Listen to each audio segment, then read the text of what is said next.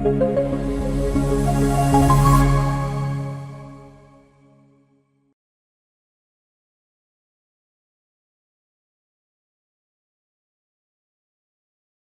muy buenos días. ¿Cómo están? Espero que muy bien y que hayan amanecido bien. Recuerden que la clase eh, los sábados siempre es de la mañana y ayer estábamos trabajando en las horas de la noche. Hoy vamos a empezar a trabajar lo que son las características clínicas neuropsicológicas del trastorno del espectro autista. Lo último que nosotros trabajamos ayer fue el iceberg del autismo.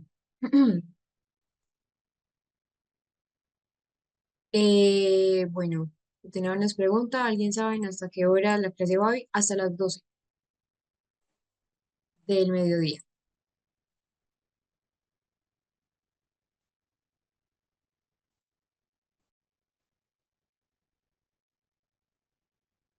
Hablábamos entonces de lo que era la cognición, de lo que era el lenguaje, lo que era el perfil sensorial.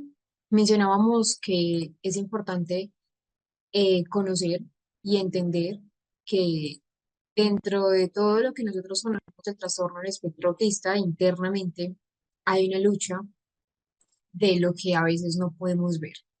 Mencionábamos que había también una fatiga mental o una fatiga más bien de corte emocional para tratar de adaptarse a las expectativas sociales en un trabajo, en el colegio, bueno, de diferente índole. Y les contaba entonces el caso también que tuve donde había una persona que de hecho tenía pues buenas notas, comunicador social, comunicadora social, y no logró adaptarse, o más bien el trabajo, no logró adaptarse a ella principalmente porque tenía que ser más espontánea, ser más extrovertida. Y bueno, es importante entonces también aclarar que las intervenciones o que esos ajustes también se deben hacer en el ámbito laboral. Vamos a hablar de las características clínicas neuropsicológicas del autismo. En el autismo tenemos muchos rasgos de funcionamiento, desde un coeficiente intelectual, desde esa interacción social, un coeficiente intelectual que puede estar por debajo del promedio, el promedio está por debajo, perdón, en 90 hasta 110, puede estar esa interacción social desde un frío o una persona apartada hasta una persona activa, pero que de todas maneras tenga ese burnout social, la comunicación no verbal y verbal, las habilidades motoras. En algún punto ya hablábamos de que en el autismo y otros trastornos del neurodesarrollo hay mucha concomitancia con dispraxia o pueden ser personas ágiles, coordinadas, que tengan buenas habilidades motoras a nivel sensorial, lo hipo y la hiper, que ya lo hablábamos, y el arousal, que es el nivel de alerta, puede estar bajo, sin ningún tipo de respuestas, o puede estar hiperalerta. Entonces, los rasgos de funcionamiento es importante no generalizarlos. La neuropsicología del autismo se va a centrar en todos esos aspectos, como es el coeficiente intelectual, es importante, así ya sea un adulto. Sobre todo, mirar el coeficiente intelectual si es una persona que nunca han hecho una evaluación. De pronto, el coeficiente intelectual podemos prescindir de él cuando ya ha tenido una evaluación neuropsicológica previa y es más de tipo la consulta de seguimiento para saber cómo está el diagnóstico. Pero la idea es que pues nos centremos en otros aspectos.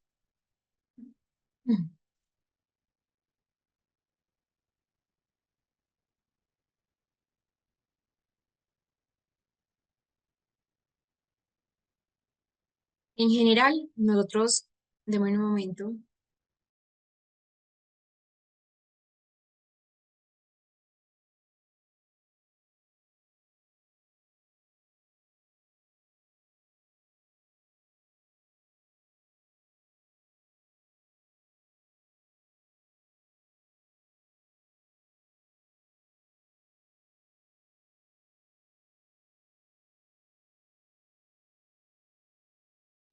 en general nosotros debemos saber si el coeficiente intelectual, cómo está a nivel general. Pero como les mencionaba, la idea de la evaluación neuropsicológica en el trastorno del espectro autista es comprender cómo son esas funciones cognitivas a nivel general, cuáles son esas características neuropsicológicas más centrales que van a caracterizar el trastorno del espectro. Y recuerden que igual hay mucha variabilidad de niveles de habilidad, de niveles conductuales, por lo que esos enfoques neuropsicológicos, la idea es que siempre se adapten a esas necesidades individuales de cada uno de ellos. Hablemos primero de esto, del coeficiente intelectual. Estamos desde el coeficiente intelectual en diferentes ámbitos. El coeficiente intelectual promedio va de 90 a 110, 109 más o menos, donde empieza promedio. Puede bajar, es decir, si es más alto de 109, 110, estamos hablando de coeficiente intelectual promedio alto, incluso puede llegar a superior. Estamos hablando de coeficiente intelectual de 80 a 90 como un promedio bajo, de 70 a 79, limítrofe, que es la frontera, y un coeficiente intelectual que ya está por debajo de 70, ya ahí podemos considerar una discapacidad intelectual que va de 55 y que de hecho tenemos diferentes tipos de, de discapacidad intelectual. Ojo acá, eso es importante. Bueno, antes les voy a explicar lo que es la discapacidad intelectual para que de pronto no nos enredemos con lo que les iba a decir, pero que el coeficiente por debajo de 70 es una discapacidad intelectual, donde entonces de 50 a 70 es leve, de 40 a 55 o 54 es moderada, y si está por debajo de 40 ya consideramos una discapacidad intelectual profunda o moderada. Entonces, en el contexto del autismo, esto se va a interpretar lo que es el coeficiente intelectual de varias maneras. Primero, la capacidad y adaptativas no tiene que ver en muchos casos eh, o no es exactamente igual al coeficiente intelectual. Existen muchas personas con autismo que tienen una muy baja capacidad adaptativa, pero que tienen alto coeficiente intelectual. Pero si vemos las personas que tienen bajo coeficiente intelectual, también bajas habilidades adaptativas. Entonces, el CI-69 indica, por ejemplo, si a una persona se le hizo una evaluación neuropsicológica, el coeficiente intelectual de 69 indica un eh, retraso adicional en esa parte del autismo, es decir, indica una comorbilidad que ya hemos hablado con esa discapacidad intelectual, si son resultados confiables y si son resultados de pronto consistentes con otras observaciones en el funcionamiento adaptativo y el desarrollo global. Y una pregunta que a veces me hacen bastante es si siempre es así en el autismo, si en el autismo siempre hay una discapacidad intelectual. No.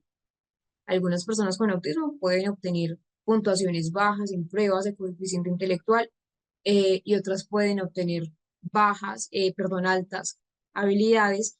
Y también hay que entender que el coeficiente intelectual es solamente una medida eh, numérica.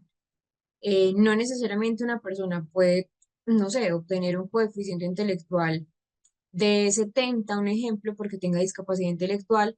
Hay que mirarlo también en otros contextos, es decir, si ese resultado es confiable o no, si a veces pueden obtener puntuaciones bajas en pruebas de coeficiente, no porque necesariamente tengan una discapacidad intelectual, sino por dificultades propias del autismo, que también eso debe estar en el informe neuropsicológico explicado. Entonces, pueden ser problemas atencionales, pueden ser dificultades en el lenguaje. Si utilizamos, por ejemplo, una prueba para una persona no verbal y la prueba es verbal, pues obviamente ya allí vamos a castigar un poco al paciente. O si la persona tiene una dificultad en esa comprensión de instrucciones auditivas, cómo modificarlo para que sean instrucciones de tipo visual. Pueden ser también muchos casos de ansiedad. Se desconectó de la pantalla. Puede ser también muchos casos, por ejemplo, de ansiedad. Muchos pacientes llegan con mucha ansiedad a la prueba neuropsicológica, principalmente cuando se les dice, bueno, te vamos a mirar el coeficiente intelectual.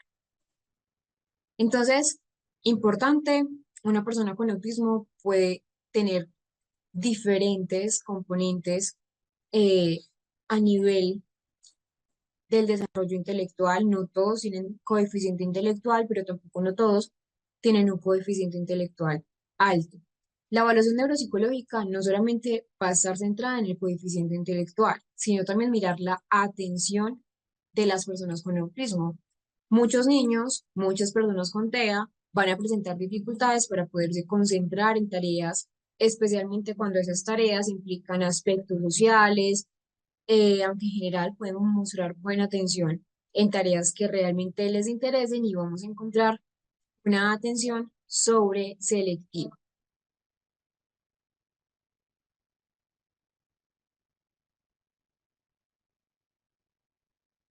La parte de la memoria es muy variable.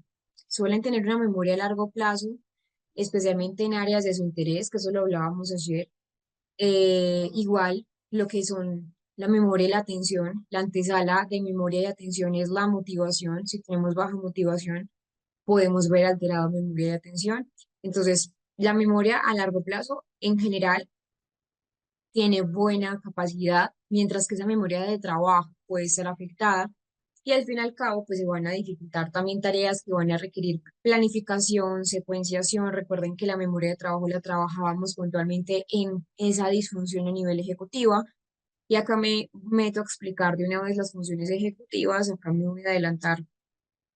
Bueno, está acá funciones ejecutivas, donde van a tener cierta alteración principalmente en lo que es la flexibilidad, la organización, la planificación. Las funciones ejecutivas se deben evaluar, por ejemplo, con pruebas con Torre de Hanoi, con el test de Wisconsin, que es muy bueno para evaluar esa flexibilidad y esa planificación. Entonces, sí hay dificultades significativas en planificar, en organizar, sobre todo evaluar esa flexibilidad mental, ese control de impulsos, especialmente en el autismo medio a alto, es decir, nivel 2, nivel uno, y el lenguaje y la comunicación también. Pasamos a la otra diapositiva, donde tenemos esa memoria que ya les había mencionado.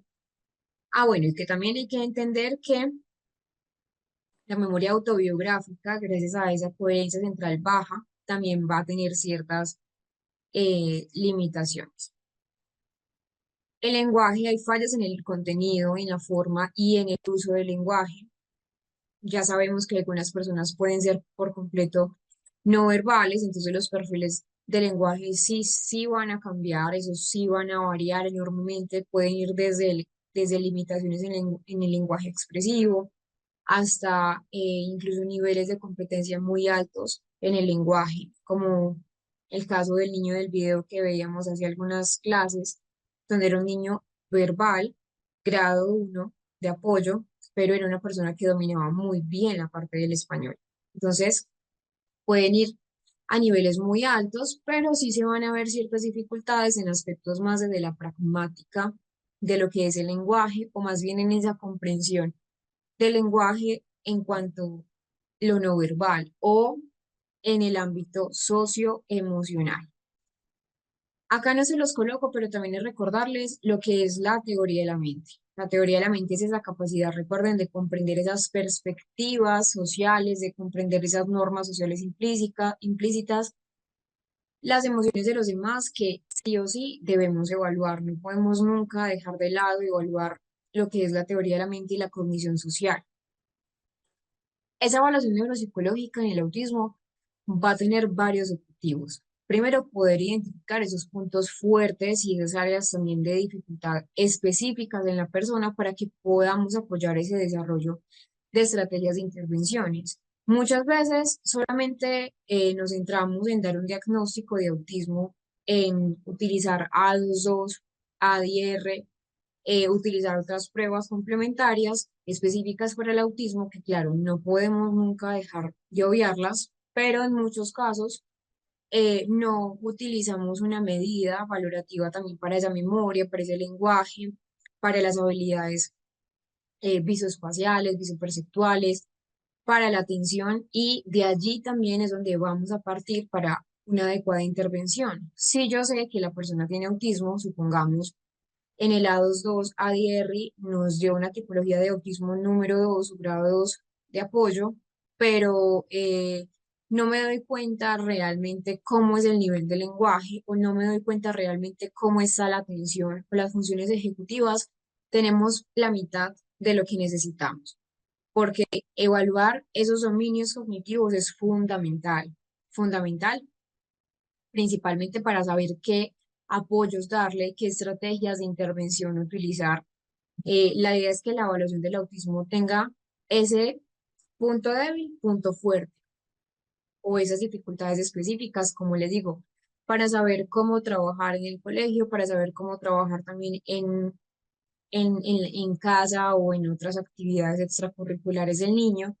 La idea es hacer una evaluación nutrida, pruebas de funciones ejecutivas, como por ejemplo esa prueba de Torre de Hanoi que les mencionaba, o test de Wisconsin que les mencionaba hace un rato.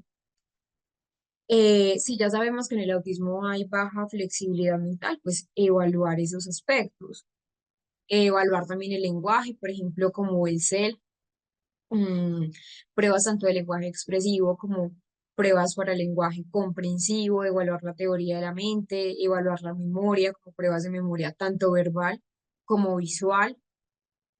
Y pues también al fin y al cabo es indispensable conocer cómo son esas escalas de evaluación o cómo son esas conductas adaptativas, porque nos permiten evaluar esas habilidades de la vida diaria, cómo son esas habilidades sociales, cómo son la comunicación en el contexto diario.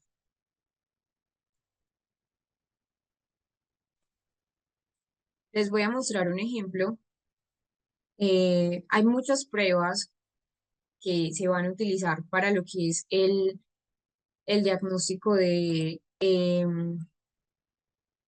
pues de las habilidades adaptativas, pero por ejemplo tenemos el ABAS 2, que es uno de ellos, donde la idea entonces acá es, pues este es de 0 a 5 años, pero está dividido para niños más grandes, para personas adultas, es igual, se los voy a mostrar, que fue el primero pues como que abrí, pero igual en todas está la parte del evaluado, rellenar como lo importante, el año, bueno, aunque en muchos casos esto obviamente, digámoslo así, se salta porque ya hay una información en la historia clínica, las instrucciones, entonces acá está.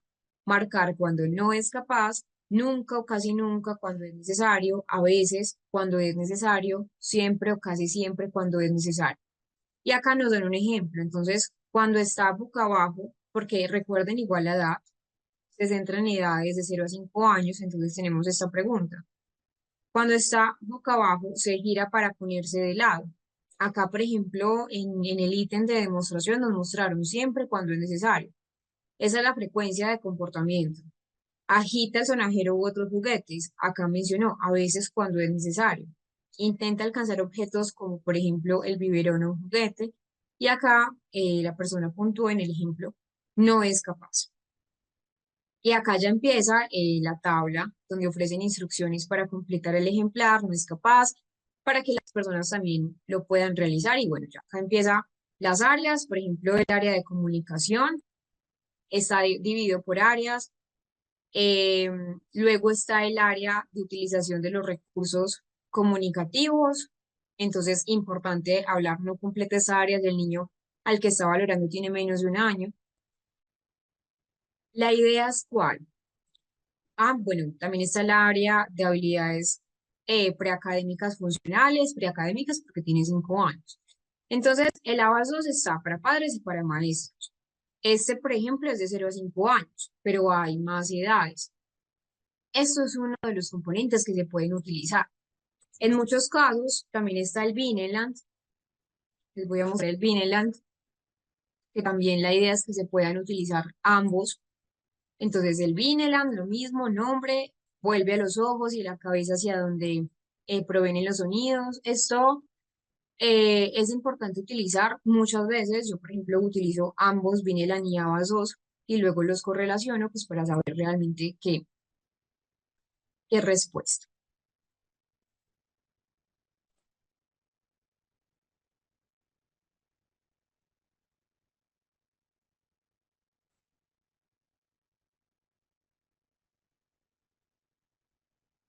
Entonces es importante también esas habilidades adaptativas, ese coeficiente intelectual, como les menciono, por edades, entonces, y también empezar a mirar si o cómo evaluar el coeficiente intelectual, si es una persona verbal o no verbal.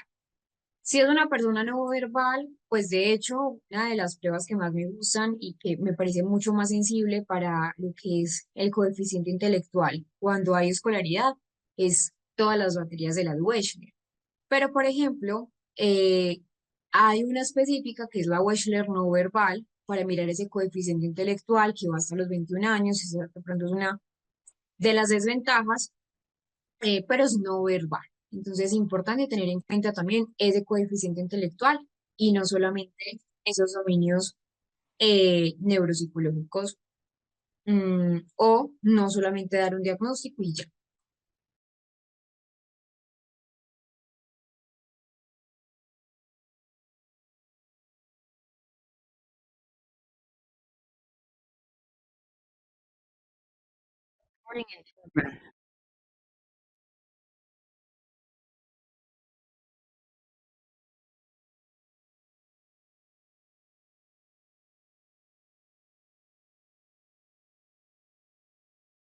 Aquí teníamos el resumen de lo que ya en algún punto hemos revisado hasta hoy. Quiero que vayamos y que este tema quede claro, es muy importante que quede claro. Vamos a irnos entonces al material de estudio y la idea es hacer este ejercicio. Entonces acá tenemos el ejercicio de clase, características nucleares del autismo. Van a descargarlo o lo van a abrir ahí mismo en el material.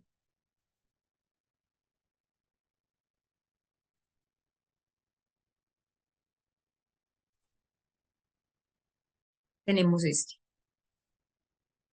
Lo vamos a hacer en no creo que nos llevemos los 7 minutos, sino en 5 minutos tenemos este. El objetivo es que ustedes puedan identificar, para ya pasar a otro tema, necesito que esto quede muy claro, que puedan identificar esas características nucleares del autismo a nivel social, cognitivo, lenguaje. Vamos a leer el caso.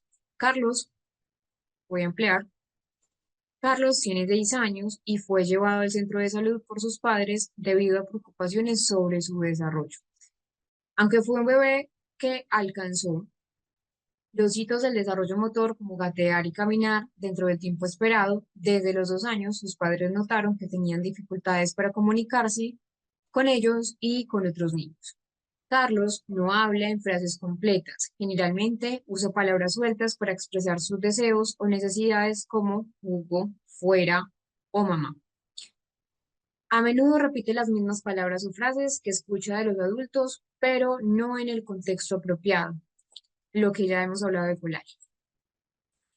Cuando se le pide que mire o juegue con otros niños, Carlos se aleja y prefiere estar solo. Suele concentrarse con objetos como las ruedas de los autos o juguetes y puede girarlos repetidamente durante minutos sin mostrar interés en el resto del juego. En casa, sus padres también han notado que tiene ciertas rutinas muy estrictas, como la necesidad de que su comida esté siempre de la misma manera o la incomodidad si se mueve algún objeto en su entorno. Carlos tiene dificultades para comprender las emociones de los demás y no parece notar cuando otros niños están molestos o felices. Aunque le gusta estar cerca de su madre, nunca parece buscar contacto físico o afecto de forma espontánea. Además, a veces se muestra muy sensible a los ruidos fuertes y se cubre los oídos cuando escucha música alta o sonidos intensos.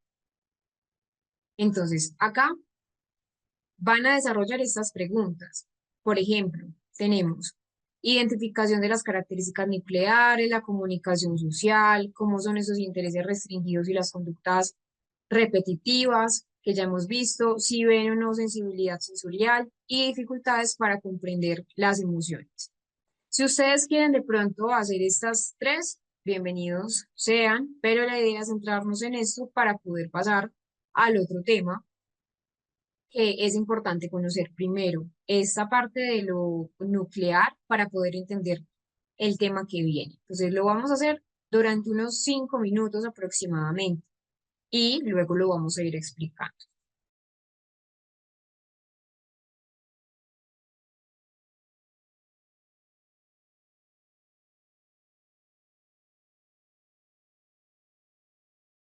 Bueno, el caso tiene unas características nucleares que ya hemos visto en otras clases.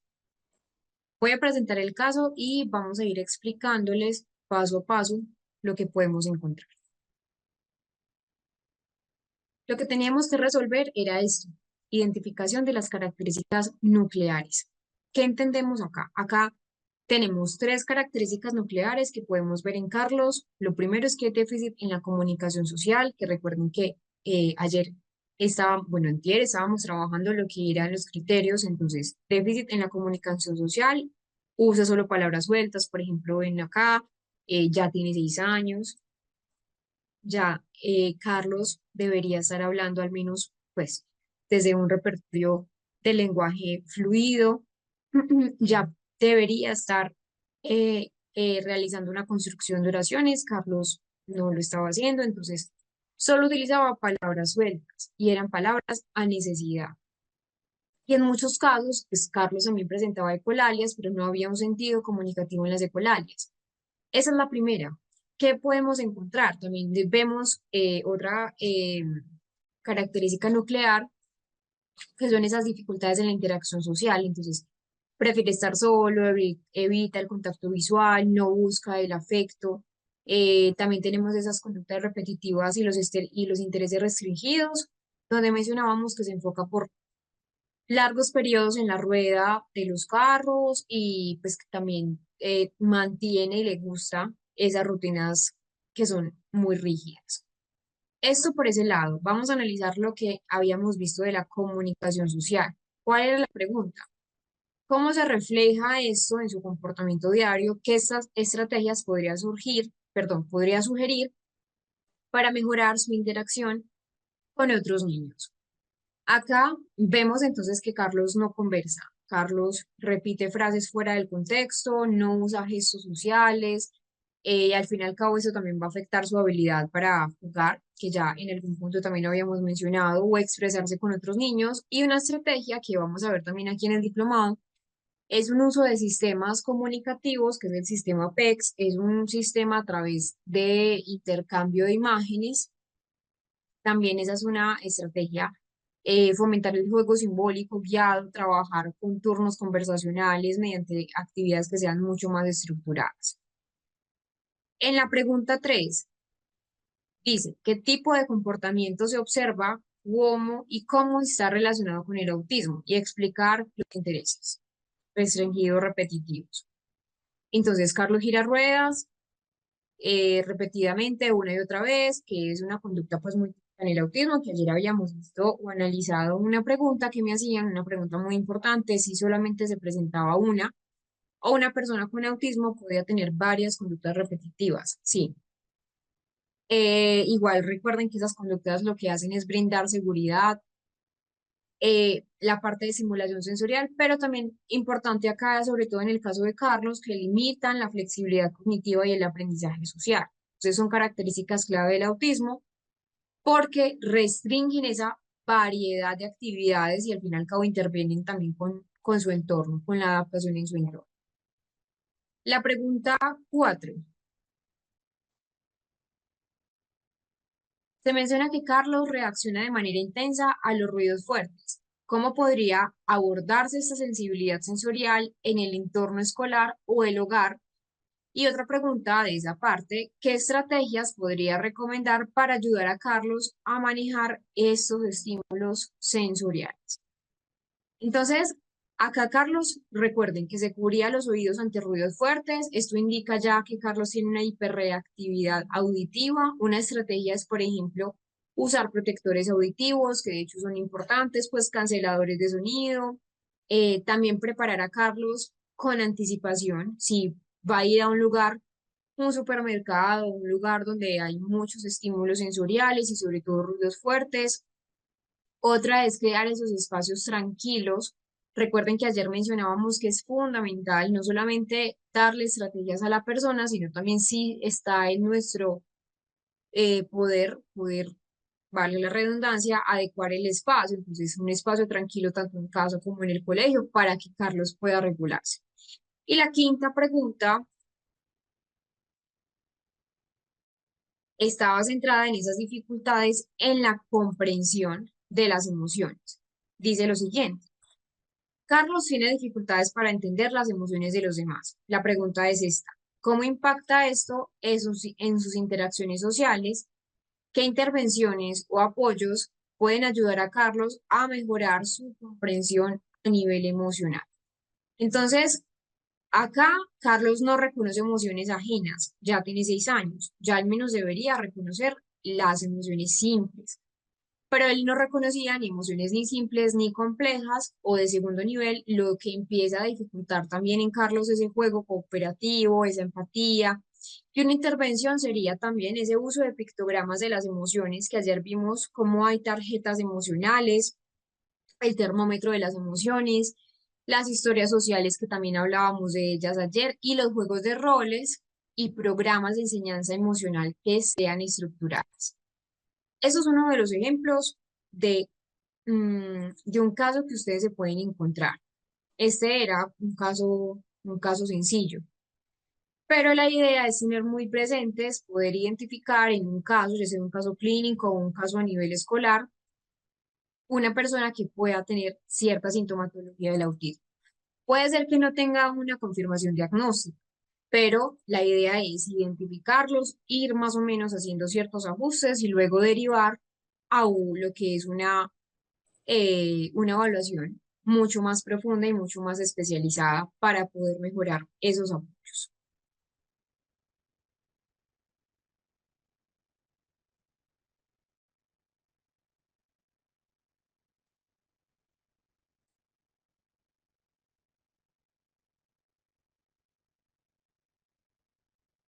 Bueno, Edith, muy bien.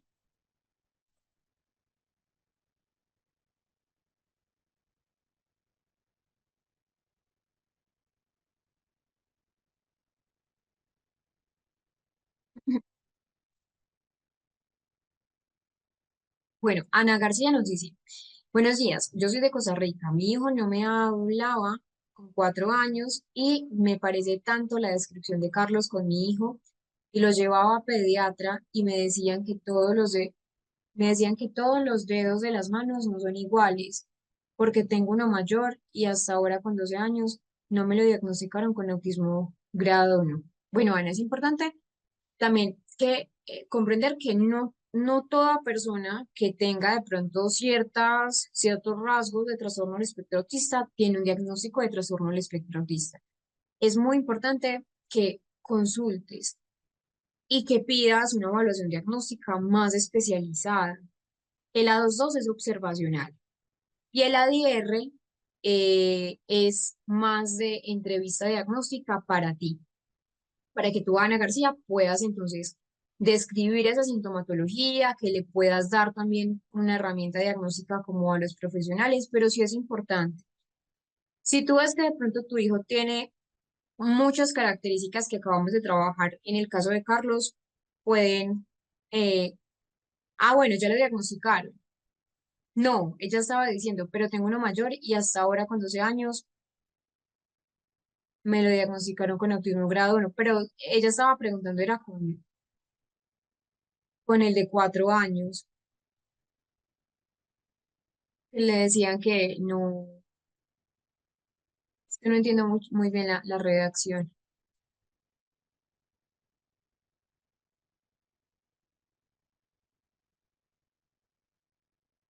Bueno, María Luisa nos pregunta lo siguiente. ¿Pueden existir? Bueno, tenía 4 años y los dos se fue diagnosticado. María Luisa nos dice, ¿pueden existir niños autistas que no presenten sensibilidad sensorial? Más bien, rasgos de personalidad cohibida.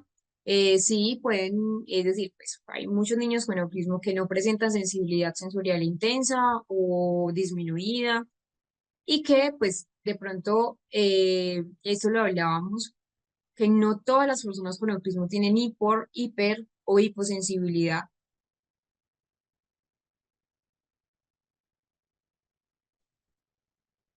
Bueno, vamos a continuar con este otro tema.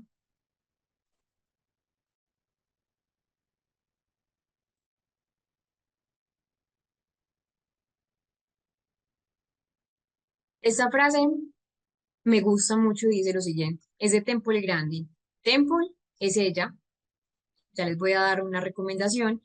Temple es una mujer muy interesante, ella es estadounidense, es zoóloga, es etóloga, empieza a ser reconocida en Estados Unidos porque empieza a diseñar unos mataderos, entre comillas, amigables para el ganado, pues desde su sensibilidad, ya les voy a mostrar un poco de ella, y también es una activista para los derechos de trastorno del espectro autista, una mujer con autismo, creo que no les mencioné esto y es muy importante, y ha escrito varios libros. Esta es una recomendación para que lo tengan eh, en cuenta, el cerebro autista. Y nos da esta frase. En la diversidad del autismo encontramos fortalezas que desafían las expectativas y rompen barreras. Temple Grande. De ella se habla mucho, de hecho también tiene una película que por cierto está pues en la plataforma de YouTube para que lo puedan tener en cuenta, para que lo puedan ver, es muy interesante. Fue una mujer que inicialmente era no verbal, ella pequeña no logró hablar, creo que hasta los 4 o 5 años no habló. Entonces, miren que el hecho de que una persona sea no verbal no quiere decir entonces que siempre sea una persona no verbal. Esos rasgos de apoyo o esos rasgos de funcionamiento que necesitamos ver en las personas con autismo van a variar. Y es por eso que es tan importante hacer reevaluaciones, no solo quedarnos con un primer diagnóstico, sino hacer un seguimiento en el tiempo para ver cómo esas intervenciones se han ajustado a, a lo que son los apoyos y la calidad de vida de la persona con trastorno del espectro. Vamos a ver este pequeño fragmento. La idea es que en este pequeño fragmento también puedan analizar temas que ya hemos visto antes, por ejemplo, las características en la comunicación, las características en esa parte de comprender, por ejemplo, el chiste o el doble sentido.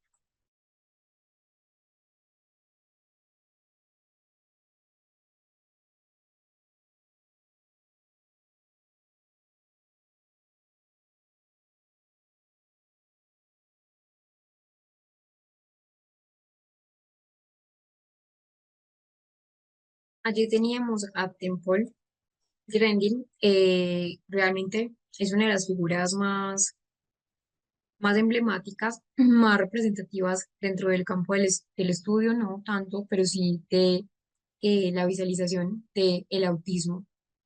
Realmente su historia es muy significativa porque ha comprendido pues ha aportado esa comprensión del trastorno del espectro autista, especialmente desde la primera persona, es decir, desde la perspectiva de primera persona.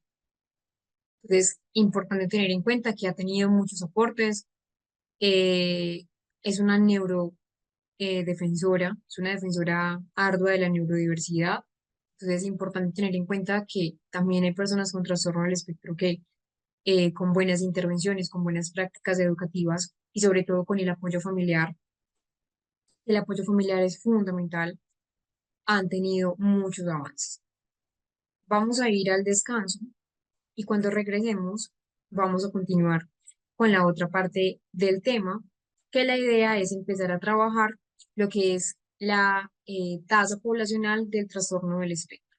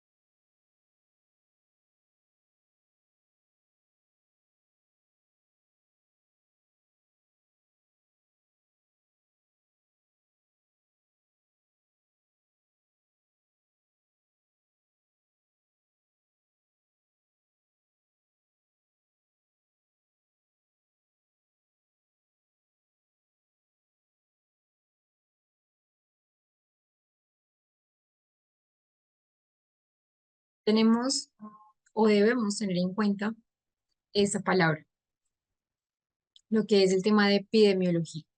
Como tal, no se habla de epidemiología, se habla de tasa poblacional o de prevalencia, y es por esto que siempre lo coloco entre comillas. Porque hay una pregunta muy recurrente en general y es, bueno, ¿hay una epidemia de autismo?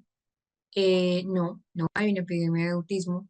El término de pronto de epidemia de autismo es un término que surge por, por ese aumento significativo en lo que son los diagnósticos de trastorno del espectro, sobre todo en las últimas décadas.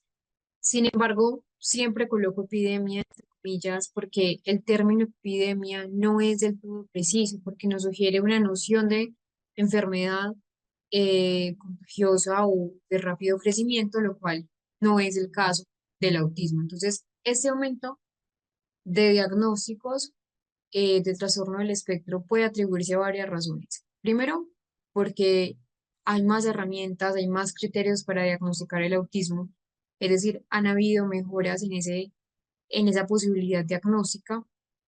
Se han ampliado también con el tiempo los criterios diagnósticos, lo que permite también identificar más casos, incluso aquellos que, que son menos fuertes o que son menos notorios, que antes de pronto no se reconocían. También hay que tener en cuenta que hay más información y mejor información.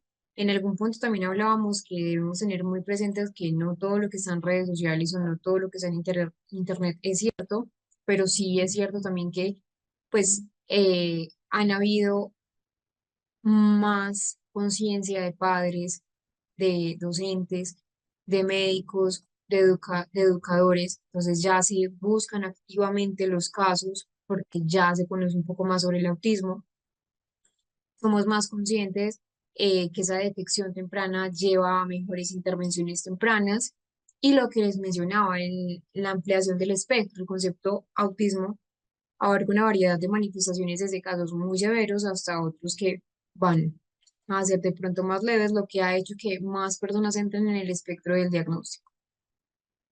Em, y también hay una reducción, aunque todavía nos falta, pero ahora hay menos estigmas. Al haber más información, hay menos estigmas sobre lo que es el autismo. Antes recuerden que se pensaba que era eh, una discapacidad, no, no es una discapacidad. Y más personas van a estar diagnosticadas, van a tener tratamiento, lo que contribuye también al aumento de casos presentados.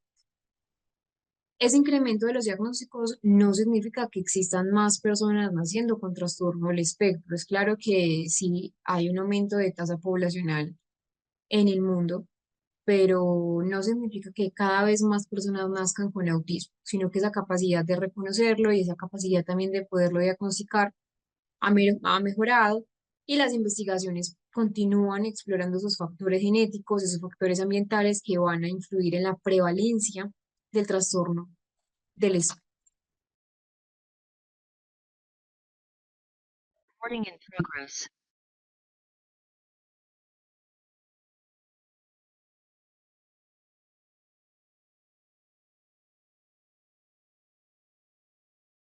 La frecuencia del trastorno del espectro autista, la OMS, en, en sus investigaciones ha mostrado que al menos uno de cada 160 niños presentan trastorno del espectro autista con niveles de apoyo variable.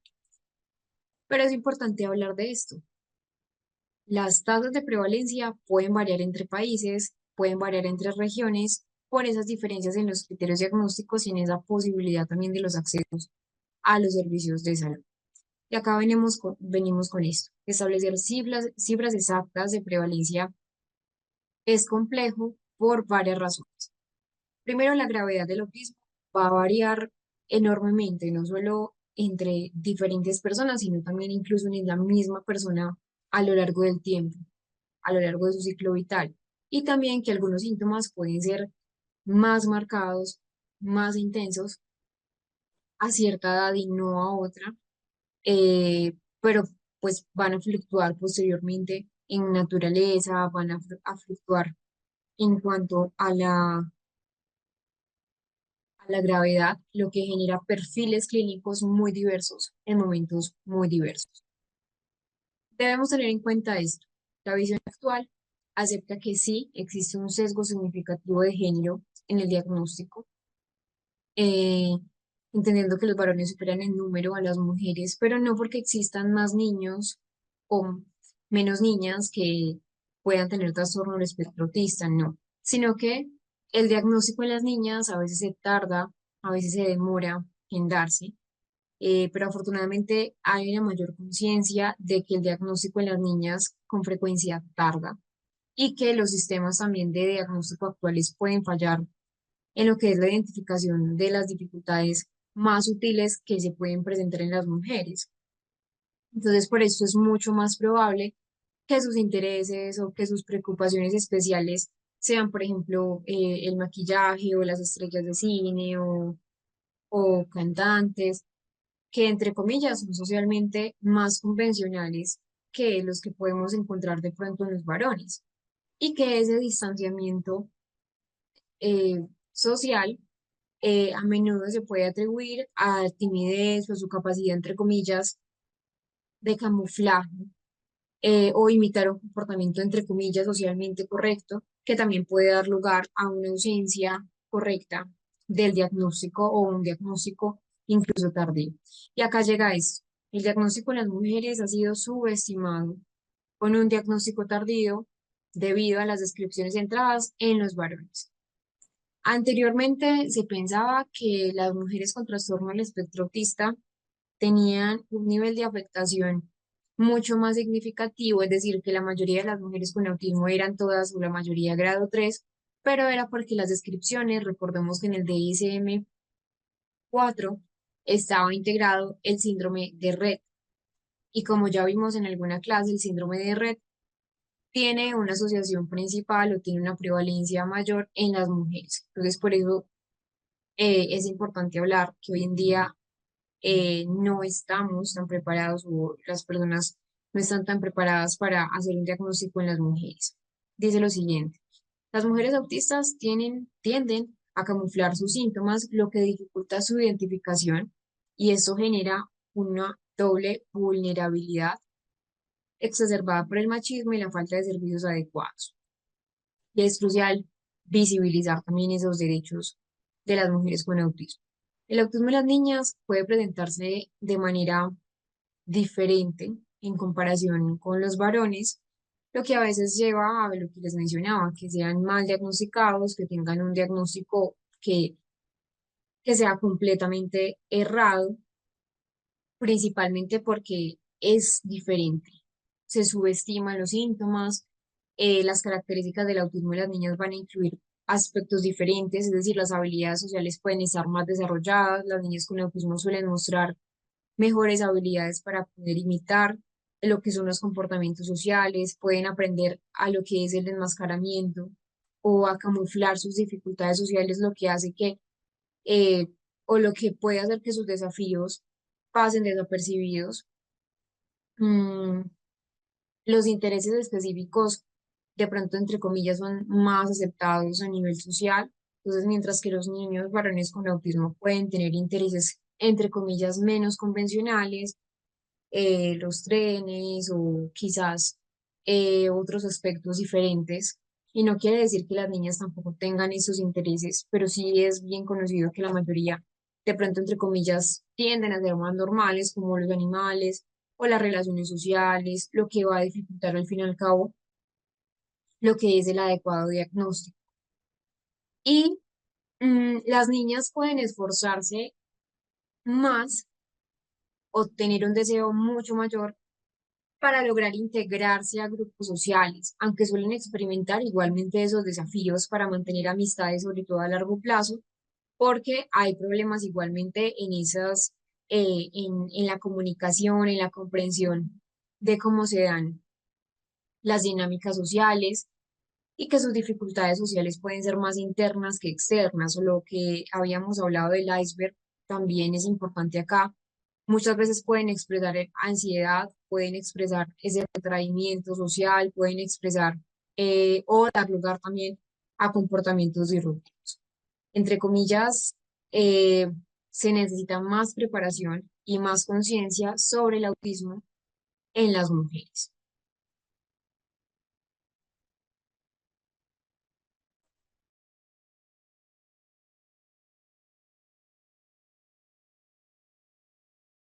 Progress.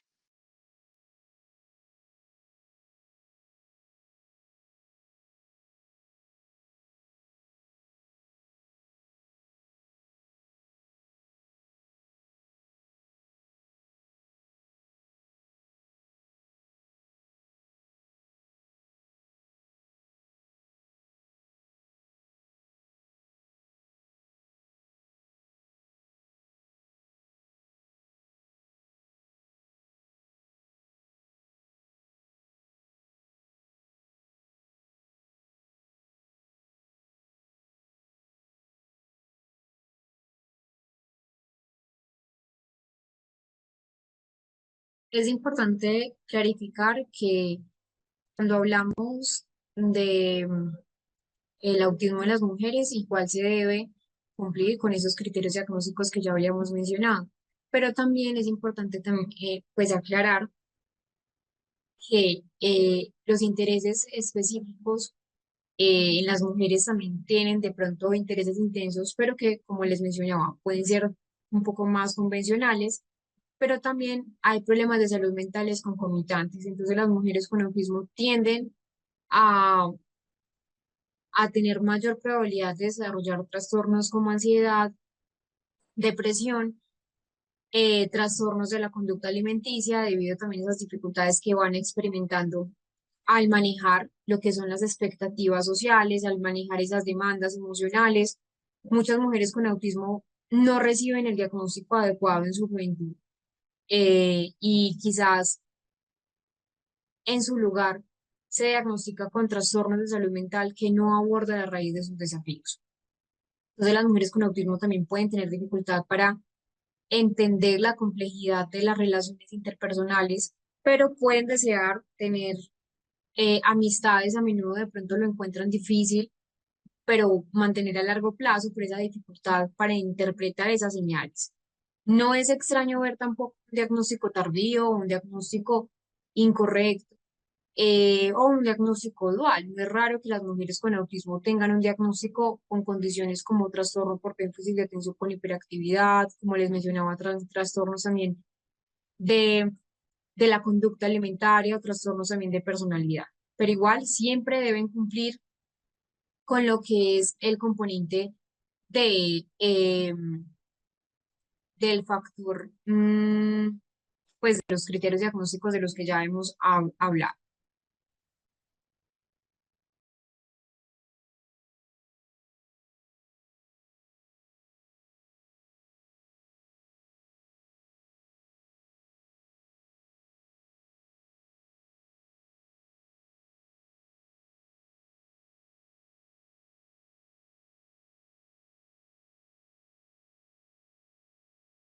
En cuenta uno de los diagnósticos que más se confunden con el trastorno del espectro autista, y es la deprivación psicosocial grave.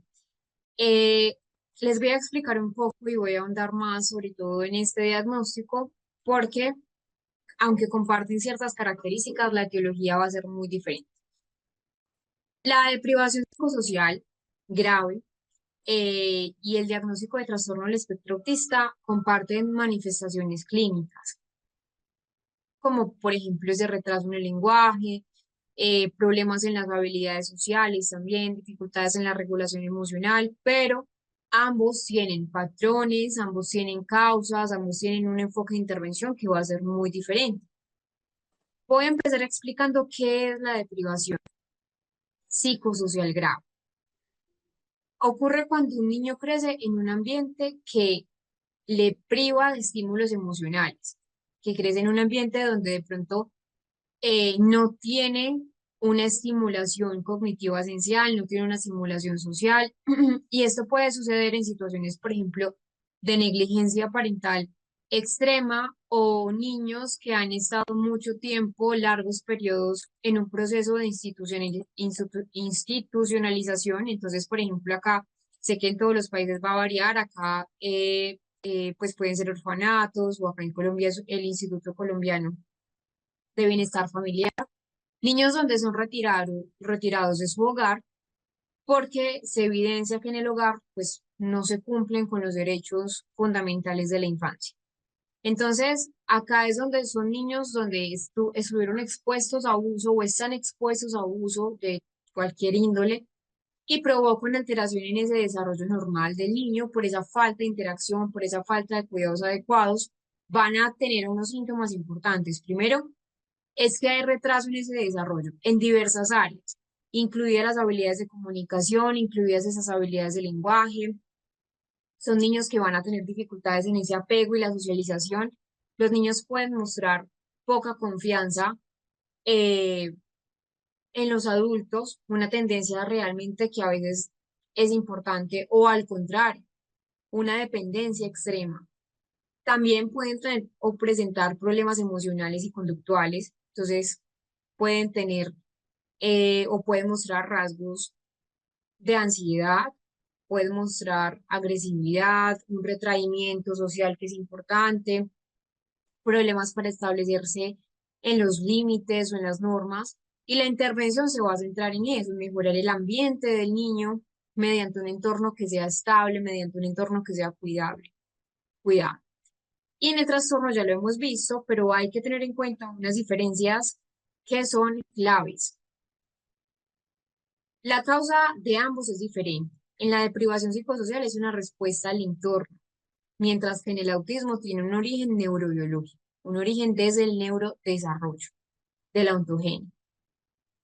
Cuando hablamos del pronóstico y cuando hablamos también de esa respuesta terapéutica, o más bien una respuesta al ambiente, los niños con deprivación psicosocial grave pueden mejorar esa interacción social con soporte adecuado, mientras que en el autismo las dificultades sociales son mucho más intrínsecas, son más propias de ellos y menos dependientes de factores externos, como en este caso podría ser eh, el ambiente. Entonces, uno de ellos es la parte, el trastorno psicosocial grave. Otro diagnóstico diferencial a tener muy en cuenta son los trastornos de la comunicación social, esa parte pragmática. Hay dificultades para el uso social en la comunicación, tanto verbal y no verbal, muy similares a lo que ocurre en el TEA, pero en este trastorno no están presentes los comportamientos ni los intereses restringidos y repetitivos típicos del autismo. Aunque igual el trastorno del desarrollo de la coordinación motora está concomitante con el autismo, no son lo mismo. Y lo mismo el trastorno por déficit de atención e hiperactividad. Concomitan, pero las características son diferentes. En el TDAH las características son problemas de atención, problemas de impulsividad, la hiperactividad, eh, dificultades para regular ese comportamiento y dificultades también para regular las emociones. Y los problemas de interacción social en el TDAH, pues son principalmente consecuencia de esa impulsividad. Entonces, que le pegó a otro niño, pues no con intención de agresividad, sino por impulso. Y allí van a estar de pronto las dificultades, pero como tal, no son interacciones iguales a lo que podemos ver en el trastorno del espectro. Antes de ver las bases neurogenéticas, yo les quiero mostrar un experimento. Este experimento fue eh, en 1969, para que lo tengamos muy en cuenta, donde muestran el efecto de la deprivación emocional y la negligencia en los bebés. Es un experimento muy bonito, pero también muy antiguo, entonces debemos tener en cuenta lo que es la conclusión a la que llegan. Ya les voy a explicar eso, porque lo último que nosotros vemos acá es que llegan a la conclusión de que genera autismo. Pero recuerden que igual fue en 1965, han pasado muchos años de investigación en lo que es el trastorno del espectro. Pero para que ustedes vean cómo es la diferencia en lo que es esa parte de la deprivación socioemocional grave.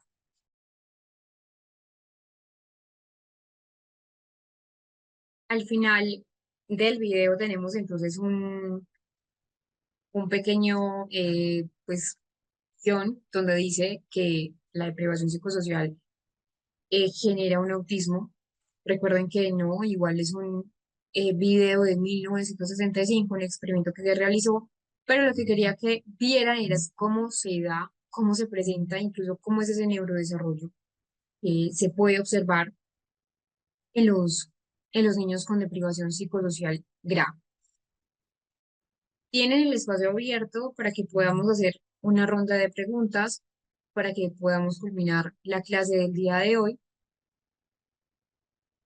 Y la semana que entra vamos a ver esas bases neurogenéticas, es decir, lo que es genética, lo que es herencia. Hay una alta heredabilidad en el trastorno del espectro. De hecho, hay múltiples genes implicados. No se puede hablar de un único gen del trastorno del espectro autista. Y también lo que son alteraciones espontáneas o alteraciones de nuevo.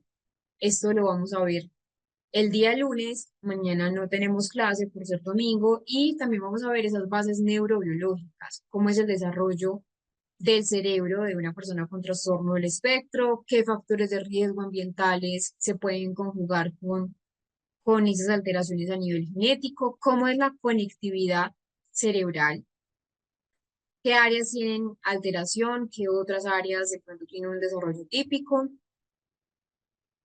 y la histopatología para que podamos, y bueno, y también los neurotransmisores, es un factor que debemos tener en cuenta.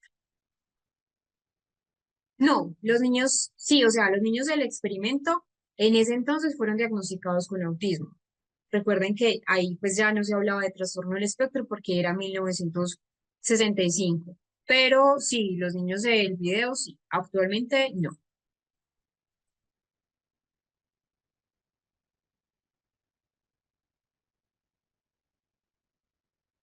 Bueno, les voy a compartir las clases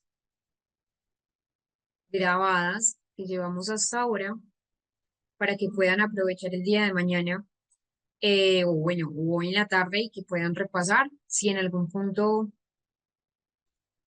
eh, no lograron estar en la clase.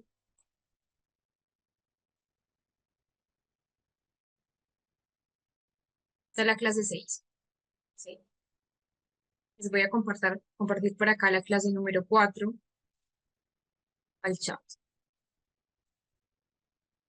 Esta que les compartí es la clase 4.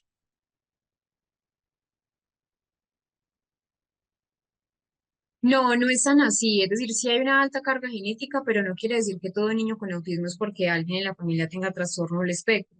También hay alteraciones de novo, alteraciones espontáneas en el esperma o en los óvulos de la mamá o el papá. ¿Cómo puedo guardar las clases grabadas? Bueno, las puedes descargar de allí de YouTube o en YouTube puedes hacer una playlist eh, de la clase y guardarlas ahí. Aunque yo les compartí, pues pueden guardar incluso el enlace. eh, Marilyn, están en el material de estudio, están por cada sección, por cada segmento, por cada tema. Un niño de TEA de 3 años tiene que estar en un aula con niños normal.